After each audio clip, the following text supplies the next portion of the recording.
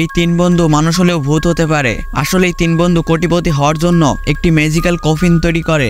এরপর এক বন্ধু কফিনের মধ্যে শুয়ে পড়ে আর পাশের বন্ধু কফিনের সুইচ টিপ দেয়। এতে কফিনের চারপাশে আলো সৃষ্টি হয়। এতে ছেলেটি সাথে সাথে কোমায় চলে যায় আর কয়েক মিনিট পর ছেলেটির আত্মা কফিন থেকে বেরিয়ে আসে। এরপর ছেলেটি তাড়াতাড়ি করে রাস্তায় চলে আসে। ছেলেটি দেখতে পায় এখনো একটি দোকান বন্ধ হয়নি, তাই সে তাড়াতাড়ি করে দোকানের ভিতরে চলে যায়। কিন্তু দোকানের মালিক তাকে একদম দেখতে পায়নি। ছেলেটি শুধু মালিকের টাকা গোনা দেখছিল।